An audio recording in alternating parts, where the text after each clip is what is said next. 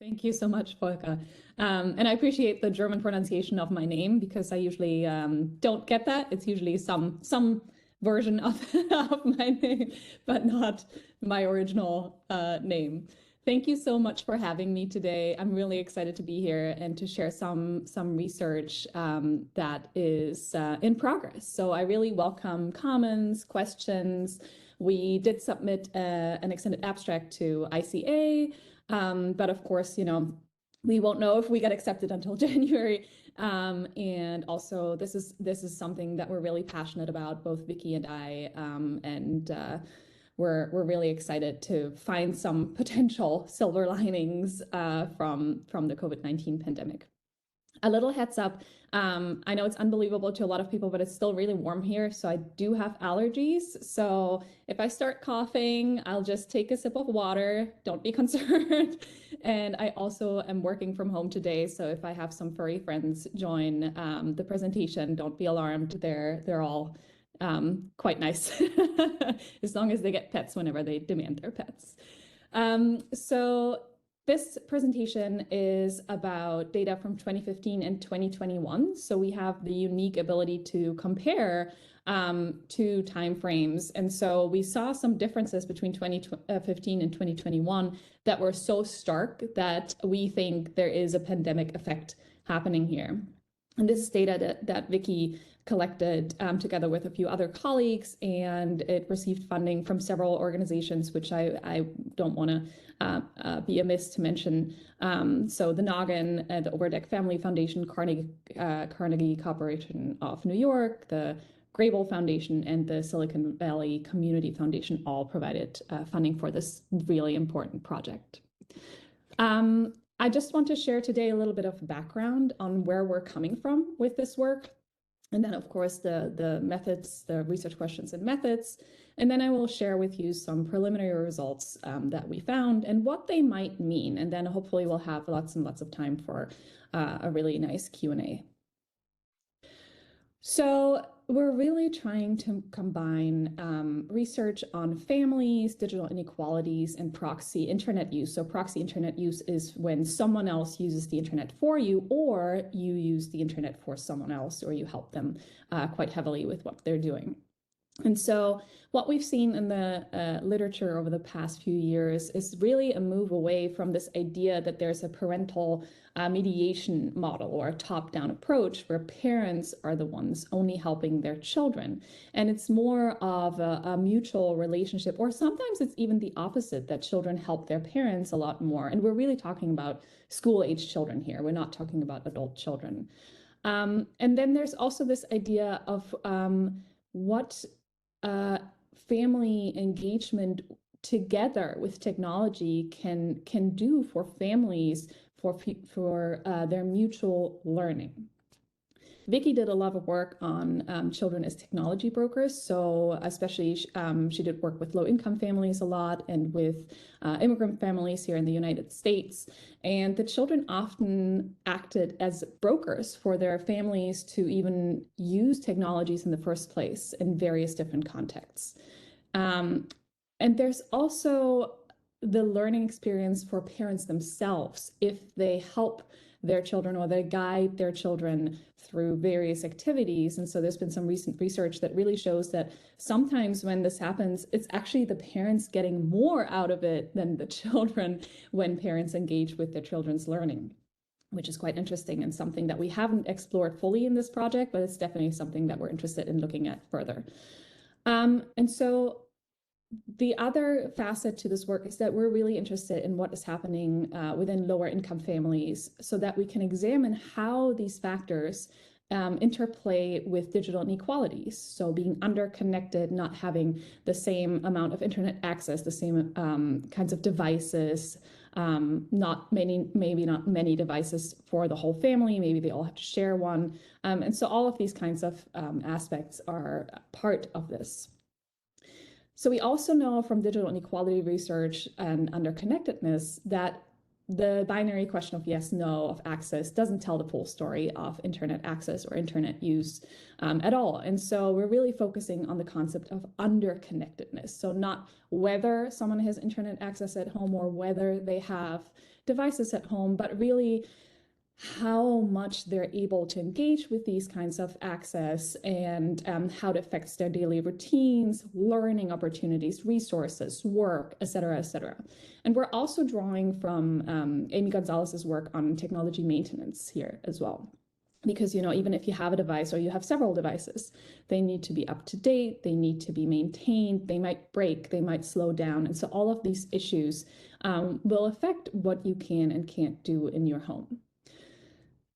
With the COVID-19 pandemic, really what happened was that the so-called homework gap, so children not being able to do their homework at home on their computers, turned into a school gap because, you know, learning went completely virtual when the pandemic hit. And so interruptions in access or in computers and devices just meant that kids couldn't do school at all. It wasn't even just they can't do their homework, it was that they cannot participate in their schoolwork.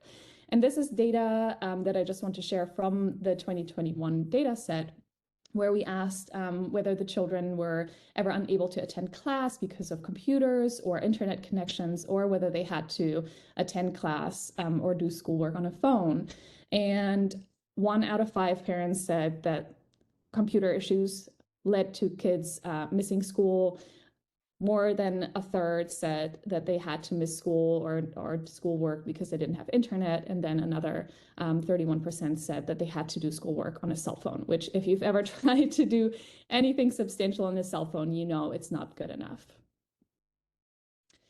So the last facet, the COVID-19 pandemic, we're really looking at it as a potential accelerant of things that were already happening anyway. So we know that schools were already assigning a lot of homework using technologies, but it wasn't as central as it then became during the pandemic. So really when school went remote, we moved from the periphery of technologies to the center. The technology had to be there for children to be able to participate. And then the other thing that happened with that is that parents took a much more important role in their kids' formal education, because they were essentially the at-home teacher who tried to help their children navigate this new online school life that they now had to leave. So it was a complete shift for both children and parents, not just in terms of technology, but also in terms of how parents had to engage with their kids' schoolwork. And then demographically, those who are most underconnected or most likely to be underconnected are also the same kinds of groups that feel least confident when it comes to their kids' learning. So that is communicating with their teachers, guiding homework, and all these important things. So this is something that was already happening prior to the pandemic. So we're really looking at a group here that essentially had to deal with 2 major changes, right? If we're thinking of more well-to-do families, they probably already had the technology. They probably already knew how to use all of these things. They probably were heavily engaged with their kids' learning in the first place.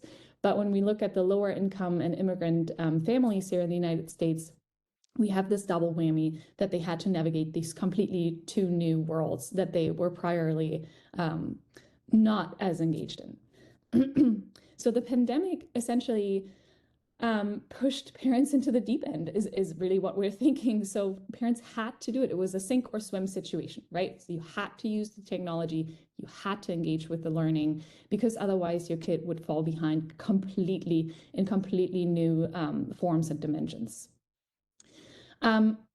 What we didn't want to do, and this is why we're comparing data sets, we didn't want to act like this was something completely new that hadn't already started happening. So we already saw this increase in technology use and the increasing importance in technology use, but we are saying that COVID-19 was accelerating this process. And so Luckily, we were very fortunate to have the 2015 data set that asked the same kinds of questions as the 2021 data set.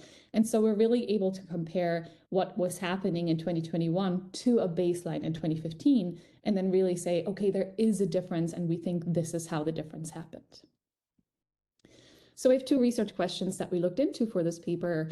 The first one is, have socio-demographic differences between lower income families with regard to intergenerational technology engagement changed between 2015 and 2021?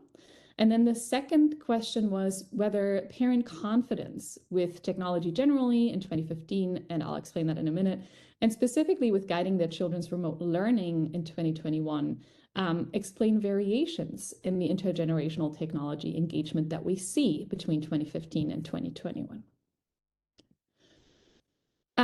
For the methods, we used nationally representative probability-based telephone surveys of lower income families, and they were conducted both in English and Spanish. The families had children between the ages of 6 and 13, and the measures were pretty much the same, aside from a couple of, unfortunately, it turns out, very important variables that were only available in 2015. So we coded all the data the same way where it was possible, of course, to make sure that we can compare things and we're not comparing apples to oranges.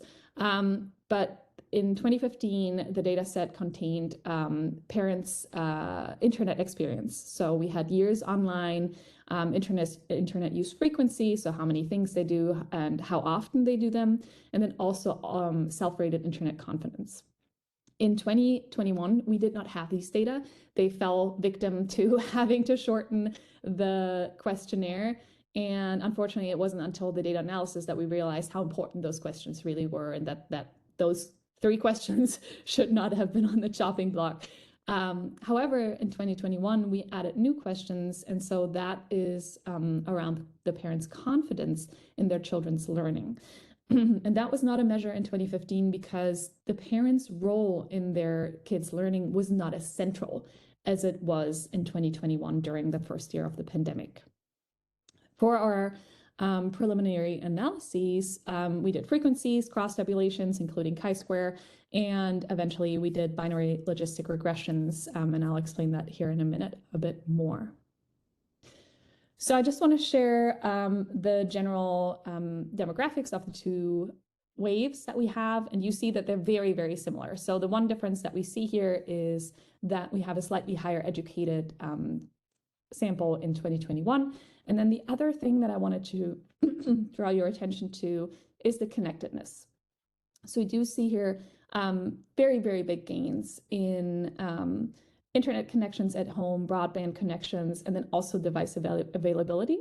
And then the family technology activities down here. So what we measured was parental technology guidance. So parents helping their children with anything related to computers and the internet. And we had several examples for them, but we really, for this paper, just coded yes, no. So it's a binary question. And we also looked at child tech brokering, so whether children help their parents with any activities using computers and the internet, pretty much asked the same questions.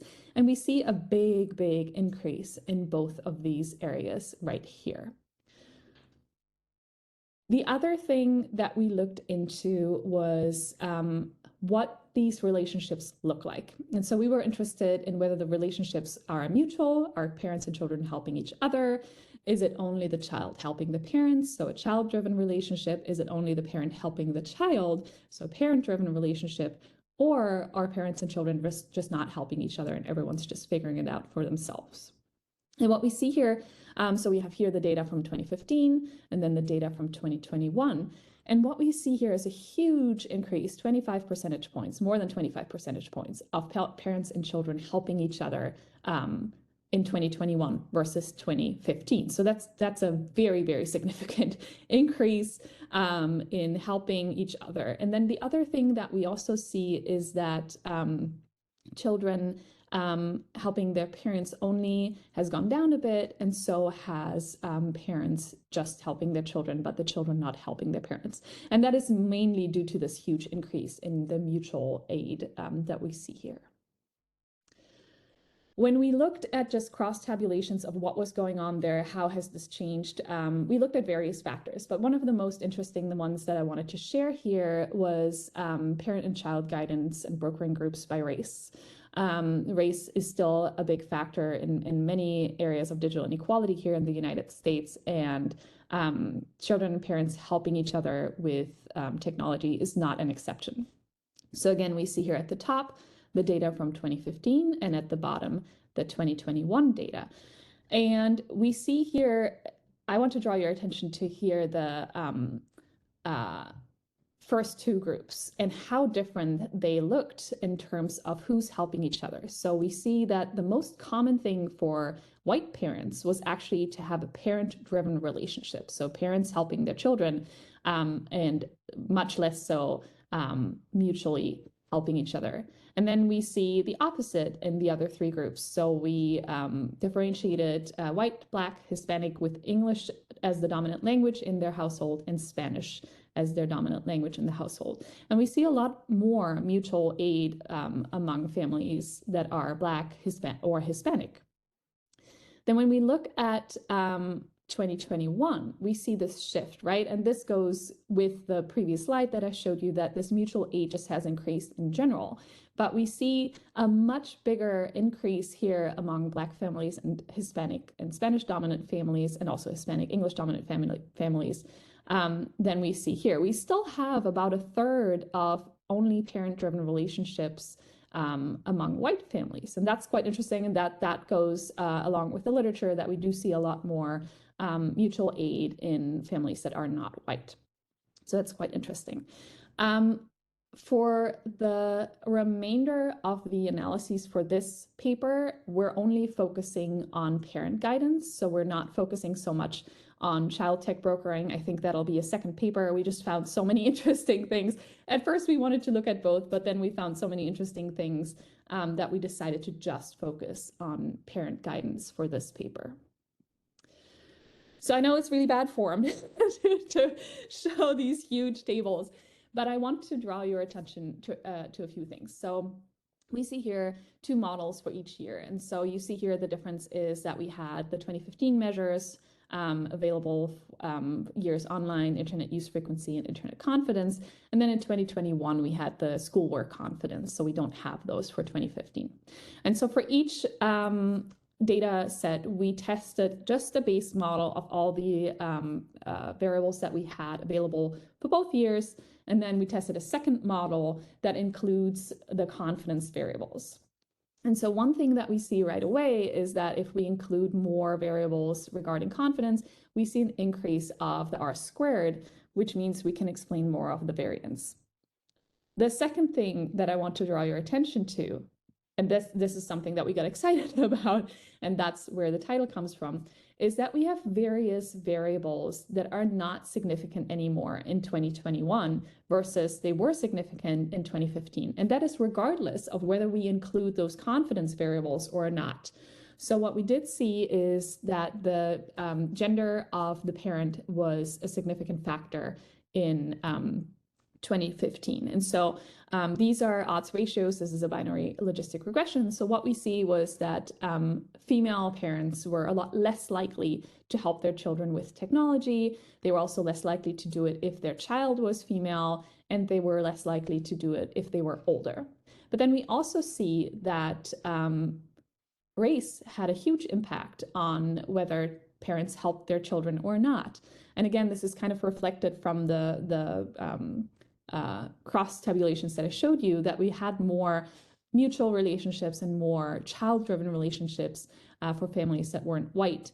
But what we see here is that Black parents and Hispanic parents were significantly less likely to help their children with homework, with technology use in 2015. Now, when we controlled for internet use frequency and internet confidence, most of that was not significant anymore, aside from Black families that were still less likely to help their children. However, in 2021, we see that the gender of the parent makes no difference at all. The gender of the child still makes a difference. The age of the child still makes a difference. But also we see that race makes no difference at all in 2021. And this is really, really interesting and really encouraging for us, because that's where we're thinking, okay, maybe this is the silver lining that we're talking about. Maybe there has been a little bit of a leveling effect because parents have been pushed into this new world, into this new role where they had to engage with their child's learning and with the technology that is part of the child's learning. Now, the really interesting and somewhat, for me, confusing thing that happened as well with this analysis is that we see a big jump here in the variance explained, but then the actual measures that we had for 2021 for the schoolwork confidence, most of them didn't make a difference in the model. They weren't significant. They only improved the variance that we could explain with the model, aside from this one little blip here, that parents who weren't sure if they are confident in helping their kids with schoolwork were also less likely to help with technology with their children. And that could be partly that, if you're not sure if you can be helpful or not, you're probably less likely to engage because you don't want to confuse the child or make things worse. And that might translate to this confidence in using technology as well, because education was happening at that time solely on technologies. So what does all of this then mean? So we really think that the pandemic acted as this accelerant for intergenerational technology engagement within lower income families. So again, keep in mind that this is a sample of only lower income families in the US. This is not a general sample of the US population. So we can really only speak for lower income families here. And so I think the unique contribution that we have here is that we have these two data sets. So studies that were only conducted during the pandemic could claim that this is something completely new and this is unprecedented levels. And yes, the levels are way up, right? We saw that from the comparison. But parents and children were already heavily involved and engaged in intensive cross-generational technology guidance in 2015. What we have seen is that there is a lot more mutual aid rather than the unidirectional aid that we saw in 2015. So there's a lot more giving and taking at the same time, rather than one party just being the helper and the other party being the one that is being helped. The other thing is that we did expect, of course, heavy technology use during the pandemic because of the circumstances. What we didn't expect was the falling away or the decreased significance of many socio-demographic factors in this technology guidance and the technology help that we then saw in 2021. So we really thought, okay, we have more technology happening, sure, but we also still have the same kinds of digital inequalities happening. That's what we expected. We still expected to have families that are socio-demographically disadvantaged, if you will, in terms of digital inequalities, will still be the ones who have to, who have issues negotiating and navigating this brave new online world that they were thrown into. But we didn't see that. We saw that some of these inequalities were actually falling away, and that we think might be because we saw this huge push to connect families. We saw a lot of laptop drives that families were provided with laptops. By the time we collected the data in the spring 2021, many of those initial connectivity issues had been resolved because there was this huge push from the federal government, state governments, local governments to get everyone connected, because suddenly everyone realized that digital inequalities is something we should care about, right? So it was this sudden revelation for a lot of people that digital inequality researchers, and I saw a lot of familiar names in the chat, we've been talking about this for 20 years, right? But what I'm saying is that in the year between the lockdown starting and then us collecting the data, a lot of those basic issues had not been resolved necessarily, but they had been addressed to a large extent. So we think that might have actually contributed to potentially leveling the playing field a little bit more, not to the extent that we'd like to see. We still have digital inequities left and right, of course, but this push to get children devices and to get homes connected, we really saw that in that year between the lockdown starting and the data collection. The last thing that we thought was really interesting was this increase in variance. So including the self-rated confidence 1 year after pivoting, right? So after a year of having to essentially be your kid's teacher, is also something that is really promising and that we're quite excited about, because like I said in the very beginning when I talked about the background, we had the situation, and probably to an extent still have, that lower income families are often less confident when it comes to their kids' teaching. But again, they were pushed in the deep end, right? They had to engage. They had to be part of their kids' homework, of their kids' schoolwork, of their kids' technology use. And so that if you are forced to use things, probably your confidence increases too. Unfortunately, we don't have the same confidence measures before for this data set, but we did see this increased confidence. This is something that Vikki actually already published in a report, that this confidence did go up in general. And so what we're hoping for, what we're saying, and I think this is where we can really engage with policymakers, is building on these hard-won gains that parents have made on both fronts, both the technology use and then also the confidence in their kids' learning. And I apologize if you hear my daughter crying in the background. She can see me, but she can't get to me, so she's a bit upset right now.